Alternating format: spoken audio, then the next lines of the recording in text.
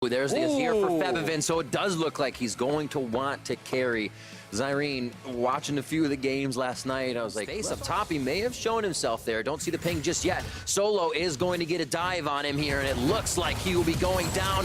The aggro used perfectly in first blood, going over to Huni to start things off on Ornn. Yeah, Huni. Small hit onto Solo. Slowly moving over as Lyra. Ornn comes out. It looks like they're going to be straight onto Lyra. Hakuo still trying to get into the fight as Damonte locks him down as well. Smoothie with a great headbutt out as they just completely push of it. Made it so that that stun was a bit longer. It looked like he had a single moment to potentially go for it. But oh, man. Three's a crowd on the top side, and Solo, not very solo for that one. They switch it up. And giving Lost Solo gold here, so they get the Storm Razor as soon as possible. That's 600 of Drakes. 58, I'm sorry. The amount of Drakes at Echo Losses have not also had more than 40 control wards. Things based on timing for how long. You're able to do that faster, and they knew you. Yep, there you go. Towards Huni on the top side. He doesn't have any mana to fight back, so look, he's going to try to flash over the wall and get away from the team. What does Echo Fox get due to this pressure on the top side? And it looks like they'll focus towards... I think it's pretty much just that. They're going to be able to get that Mountain Drake. This will help them out a lot with the Kaisa. But it looks like Febivin won't be able to help guard this turret. So second one finally goes down. No Sun Disc. Only ward helping him. Ball onto Lyra to slow him down. Another one trying to stack him up. His ultimate is there so he can unleash power, but it does not look like he's going to get anything out of it. He goes down to the hands of Febivin as now Solo is on the bot side trying to resurrect from World Ender, and it's going to be Lost and Huni taking him down. Lost on that top side of the map. Everybody can kind of say, hey, do what you need to do. Solo still be there, and this time Echo Fox said, well, we're going to cut that rocket to pieces to start things off. Yeah, absolutely. Smash it. Shows up as paper. Paper covers rock, apparently. That's all right. Because we're playing the best of, right? So it's okay. You ever see Tremors? Yes. I love that part where it's like I won. He's like, no, rock rips through paper. Allow his soldiers to attack, rotation. to hit over and over. Hit Damonte.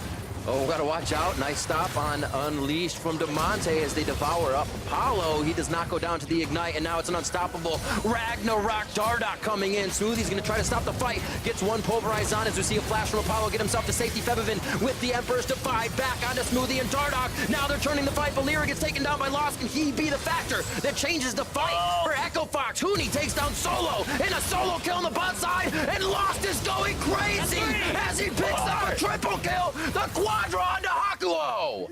Lost on the Kaisa. Go hard or go home, dude. Ride or die. Ride or die. Started. It's like, well, actually, they were fighting for about 30 seconds. Speed the okay, cut the replay. And they started before the other fight. 10-2, 26 minutes in. Hard to believe 3 Drakes already picked up by Fox, as we are already at the front side of Clutch Gaming's base. Yeah, and they keep peppering these inhibitors. And you got to think Solo was fighting Huni so that Huni couldn't TP in the fight and throw the Ornn ultimate down because he's way more effective in team fights. So Solo kind of had the right idea. Everything they need. Solo hits onto Smoothie, but that's just trying to get Unbreakable Will out. A possible better engage for Clutch Gaming as Clutch is reaching. Lyra goes in. Party Cask is out as he throws down the stopwatch. Ornn knocks up 3 as they go for a full fight. World Ender is down for Solo, and Echo Fox now can just spread chaos throughout Clutch Gaming's base. They don't even have to continue the fight. They take the inhibitor with the fight in tow. Yeah, question is, do they keep shoving here? Is it the Echo Fox way to not triple inhib? Just go straight for the base here. Why not? One of the fastest best of 5s we saw in the 3rd place match in spring. Echo Fox may look to do it again against Clutch as game 1 is going to be sub 30 minutes. The second Nexus turret goes down as Echo Fox making a statement in game 1 of the first NA Regional Series. 27 minutes, 45 seconds on the clock. Get your time trials ready. Get your clamping on. And is this a top lane Cassiopeia? It might actually be a top Cass. Huni, we know him to play these versatile things. Could have given CG an upper hand. Wait, Lyra says hook shot first. Thank you. Is anybody going to dedicate a flash? Well, I mean, does he have enough mana to actually kill him? Ooh. I think he's dead. No. Oh, he gets purged. Oh, it doesn't matter. But they say, well, he's gotten multiple flashes across the map. Look at this Huni actually catching it. Solo No getting mana, himself though. stuck. Disdain throws back Huni as he gets himself in a better position. Solo now on the way out, and it doesn't look like the door is going to hit him. Dardoch, one more undertow, does get it to connect. He has no Solo. help. And yeah, Solo's flash is down, and he will also fall. Ooh, stand united they will. Freeze the crowd to the top side. Huni nicely getting himself to a quick situation with Petrifying Gaze, but it's not going to be enough. He goes down, but they're able to take down Apollo at the same time. Back and forth, the kills are coming in. Dardoch comes in now with Ragnarok on. He's going for Solo. Reckless Swings comes down as he's on to Febiven now. Healing as well, and he might stay alive in this endeavor, but he goes down as Febiven distorts the safety to get themselves out of the play. 4-3. Stand united once again. A little bit of rinse and repeat for Clutch Gaming. We've seen this before. Huni to the other side now. Spirit's Refuge is out there for Hakua's damage, but they still take down Huni, and that's a kill for Febiven, 2-0. And when solo kills happen, they're just that much more special because they shouldn't be happening every single game. Absolutely.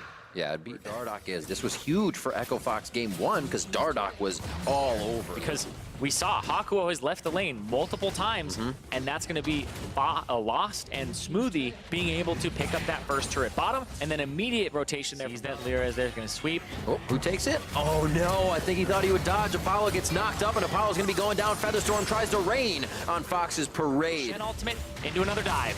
Oh, here comes, however, the heroic entrance. They're going to try to help him out. Huni getting the shots down on a Solo, and he could take him out. The turret shot doesn't take down Solo. He's dead. Febiven is dead as the last one connects, and it's going to be a chase from Demonte. Yes, it is actually going to be Lyra coming up. They get a good hook shot onto Demonte. Ultimatum down, and it looks like they're going to be able to lock down that kill. Beautifully done. 2 and 1 as Cassiopeia. Oh, hold on. Oh, that looks quite painful. Febiven takes one more Fang. The snake in the bush only works once. Let's see here. For Dardoch. Ooh, Apollo Featherstorm is out, but they take him down immediately as the bot side of the map is. Yeah, those are the ones where you get a little salty, but at the same time, Feels good. Gotta feels get it back. great when you're able to pull. It looks like mid may get pushed down here if this wave comes in and no rotation from Apollo comes in. Solo's taking damage from Huni and Dardoch on the bot side of the map, and it looks like he will go down very quick after that. Because just a few of his games at the end there kind of took him out of the running in a lot of people's minds, but he has just been fantastic all split long. And for Dardoch, as we said before, we haven't seen him this regular season on the Olaf. Obviously plays it, still falling behind. Yeah, falling behind, but he's getting those flashes. And Huni. Huni ready to start a fight 3v1 so the team can recoup and reinforce with him. They are able to take down Lyra as he comes out of the jungle right now. If he can get in, he just needs to clip the edge of that. Ward goes over. They are actually hitting the ward, giving vision over to Febiven. That was kind of scary for a moment. He gets himself out safely. When I'm looking at Huni's build, it's so hard and Lyra solo, he flashes into the wall. He gets Oh. taken down even with the Sterix gauge coming up. Archangel staff. He has the Zhonya's Hourglass. He hasn't had to use the Zhonya's at all this game. There's so many hot. There's nothing you can do about it. That's the kind of player he is. Well, right now, Echo Fox is knocking on the front door of the first inhibitor turret. 12-7 at 25 minutes. That inhibitor turret goes down, and now they are on the inhibitor. Looks like they might look for somewhat of a fight. Lyra getting close. Febiven in for an AoE damage distortion. And it looks like they are out. Bot side might be on the menu, though. Demonte's top, and he can always get a hero's entrance into the fight if they need him. Solo, 2 more hits, locked up by concussive blows, does not go down, but Clutch Gaming cannot take these fights if they're taking half of their health bars first before even being able to kind of assess and engage. Well, they don't really have wave clear either, and up against the Baron buff becomes even more of an issue where it's very prevalent, right? Febiven has to go jump in to actually clear minion waves. Apollo is kind of the pass-through damage, but if you move up with your tanks... The last front doorstep of their last inhibitor turret, it falls. And super minions are going to be pouring in mid and bottom here. Solo over the wall by himself. The team has to help him. Lyra tries to get the hook shot in. They're going to be able to drop down Smoothie right away, but they lose Lyra as Hero's entrance comes in. Lost falls. And now there's not as much damage for Echo Fox to make their way into the base. They've gotten the structures they wanted, minus that last inhibitor. Yeah, they wanted that last that's a turret. And... Oh, man! Hell of a super minion. Respawn. This is where Clutch Gaming have to make some sort of stand here if they can get the Baron, if they can get some kills. Solo looking at Huni first, 2,600 on to Baron now as Huni's going low. Baron not healing just yet, but nobody's going to keep the focus on. Huni gets out along with Dardoch as the fight between Solo and the rest of the team on the bot side. Or sorry, Apollo on the bot side. Oh, he goes down. And Lost will now be looking to fire in from the side. Hero's entrance knocks up Febiven's ghost. I'm sorry, mirror image. But he gets out as well, and Clutch Gaming is in such chaos. They cannot figure out a way back into the fight. So much AoE crowd control coming from the Braum, coming from the Galio, does not let Clutch move. Yeah, they tried to get in there, and that looked like a great Zhonya's Hourglass from Huni. He was able to dodge the ultimate from Solo. Pretty early ulti, mostly for the slow there, yeah. But it would have been enough to kind of slow him down, prevent him from getting out of that fight. And now Echo Fox, with these death timers, they're going to go and get some of this base, but there's only one turret with the Nexus. Question is, can they act? Yeah, they're just trying to stop him from getting in there and clearing the wave. They need to buy time, they need to distract the minions, but Echo Fox, they have the game in the sights. Oh, huge damage from that distortion of Febiven coming in, but Cat doesn't have a follow-up. Apollo's there, throws out the feathers and tries to pull him right out from under. Fox, unstoppable here in the Ragnarok for Dardoch as he is only going for the Nexus. It does not look like they'll have the damage. He gets suppressed, he gets taken down. Fear of the death takes him out, and they will be able to drop Smoothie as well. Coming into this first NA regional matchup as Clutch looks to bite back a little bit. Mid-turret will go down in their favor. Disdain from Solo puts him in a very dangerous position as he tries to flip back a member of Echo Fox. And it looks like Ragnarok on from Dardoch. He'll try to get himself right into the fray. Apollo firing feathers back. Feather Storm comes out, and now he's in range for the undertow. Reckless swing coming in from Dardoch. Strikes him down from the heavens. Solo low, but it looks like he'll be able to purge the damage. No, he goes down as well as Huni sinks his fangs in once again. Echo Fox making their way down mid lane, and this could be the game. Yeah, that's a clean ace there. Definitely the game. 5-0 for Echo Fox. Took them a little bit longer than the last one, but they're going to go up 2-0 in the first game of the regional qualifier. Taking down the Nexus, gotta feel good. Just about 7 minutes more than game number 1, but Echo sides for the side of Clutch Gaming, and it's going to be Cassiopeia locked into that mid lane for Febiven, so he's going to be able to dish out the damage from his position. We saw Make Me a Liar. That always happens. That always happens. Oh, he turned. Gotta be careful. DeMonte's low. The headbutt pulverize comes in. They stack the CC nicely, and the last few fangs come through. The kill actually goes to Haku, though. Dardoch coming up on the Lyra, and here is also Smoothie to finish that one off as the supports come up. Q, so that just completely went out of the window. Hi, DeMonte, low on mana. He's going to get knocked up. Petrifying Gaze only slows him, but the party cast puts him in. And the kill secured by Febiven. A little tail in the air. Woo! Get him! Doing the Realm Warp, bringing a few forward. Solo flashes, and he is trying to get away. The chains don't draw anybody back, and Huni's going to be able to get the slow on. Shotgun knees are dropping Solo down, but he's still got the movement speed to make it to safety. Dardoch not in range. Febiven going to throw Miasma out to stop them, and they are not able to save Solo as Petrifying. Off to the left and kind of run it down the lane. And right there, here comes Akuo. We're lost in a really bad spot. 3v1 is Smoothie, leaves him to Glacial Fissure, but also leaves him. Heads out to the left side of the fight, and Clutch Gaming pick up another kill. Oh, but the top lane, Huni's going to get the first turret, and it's Urgot off on the right foot. No way. You have to be kidding me. Oh, boy. Still got a little ways to go. He's 580, but then DeMonte's 296. Smoothie getting churned up here. Looks like he might be able to make it out safe. Double knock up there. Spell shielded by Apollo as they start going into Kathy, and the rain coming in from Lost. Lyra gets out. Ignite's going to take him down, though, and that's going to be a hit from Lost, so big pickup there. Solo teleports in, but it looks like he wants out of this fight immediately. As Huni is going to be able to lock him down. A few more knees, and Fear Beyond Death gets him out with the World Ender, but it looks like they'll end his world right quick as he comes back up. 30 seconds on the death timer as they take down bottom tier 1. Yeah, and Febiven was completely zoned away from that fight. The Cassiopeia actually was not able to roam. Even though he's ahead, he has the completed item, and he's way ahead right now in terms of the kills and what he has against DeMonte. But DeMonte was able to get there first. Use Unbreakable Will to get himself to safety. So much in defense happening. The cast goes out. Smoothie's going to try and stand on the turret. The team needs to take it so he doesn't go down. And Solo World Enders again. A lot of the work in terms of just cycling the jungle and keeping Lyra behind. And now they've swapped the damage.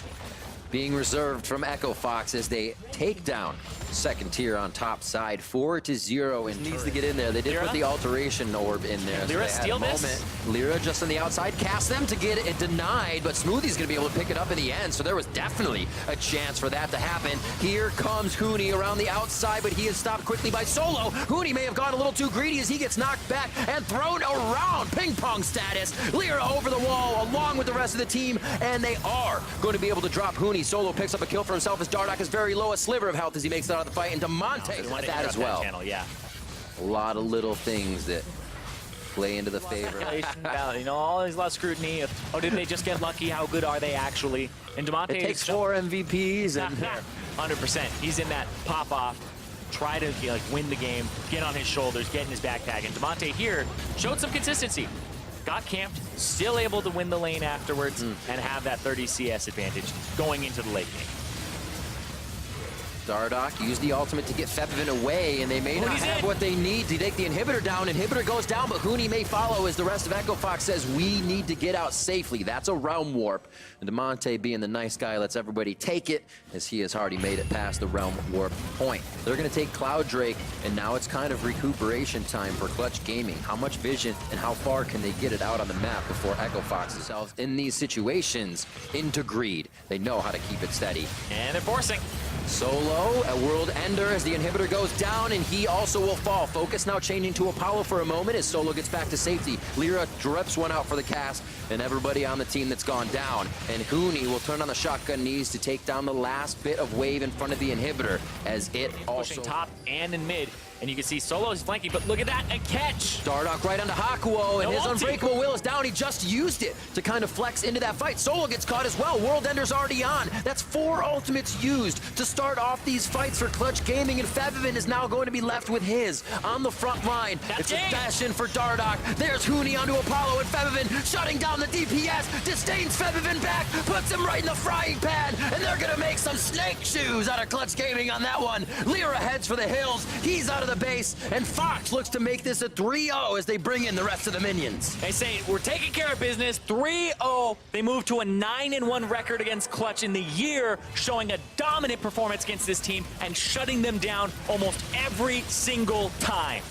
Echo Fox coming in strong, the favored team to take down Clutch Gaming, and Echo Fox will quickly jump over that fence, if you will. They'll quickly take down Clutch Gaming, and Echo Fox will take the first NA regional match. And Echo Fox will move on to tomorrow to have a rematch against TSM. What happened to Huni? What happened to his style? He's playing the same way. They put him on tanks for a bit. He was getting killed very early on in a lot of their games, a lot of level 3 deaths. This was Huni back in form, having Dardoch come to his lane multiple times. Even the time he got camped and he was playing Cassiopeia, he was still able to absolutely destroy that game. That was crazy. The Cassiopeia Huni game was actually pretty intense, and we wondered, you know, when was the last time he played this? This guy's 2-1 all time on top lane Cassiopeia, and now he's 3. You know, my favorite part of that 2-1 stat was that they popped in on the side for his Cassiopeia was that it was a 1.3 KDA. Like, people have like 8.3 KDAs. They have like 10 KDAs when their champion is like really bonkers, or 5 or 4. 1.3 literally means he's getting like a killer assist per death. Like getting above a 1.0 KDA should be pretty easy, but he gets camped a lot on it, but he still finds relevance. So he's destroying games even when he gets beaten up early. Ride or die, dude. To hear more about the first victory of the Gauntlet, let's hand it over to Avali for an interview with the Echo Fox top laner. Thanks, guys. Huni, congratulations on the win. Now, in Game 2, we saw you pick the Cassiopeia in response to the Urgot pick. And then in Game 3, we saw you say, Clutch Gaming, I'm going to show you how it's done. You picked Urgot yourself. So what made you so confident on that champion today? Yeah, I mean, it's just really, I did Huni, which is like winning both sides. Like, I don't care about versus Urgot. I don't care about picking just blinding as I was like first pick Urgot. I'm just ready to smash everyone. Now, you smashed today, you went 3-0, but one play that had us all scratching our heads was what happened with the Rift Herald in Game 3? I still don't know what happened there, actually. Our jungler trolled it there? Anyone knows? Anyone idea? Can you guys tell me? He really didn't pick it up yet? 9x for sure.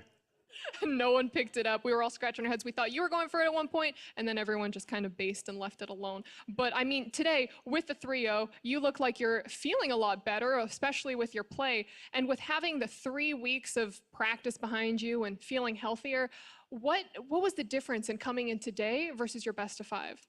Yeah, I mean, I did comment about what happened at the quarterfinals, even though like I was like got food poisoning, and then like I could not eat like 3 days in a row, and that was my first time playing League after dawn week 9, which is like really awful. Like that's why I was like really feeling bad and performed not really well, like as much as I can.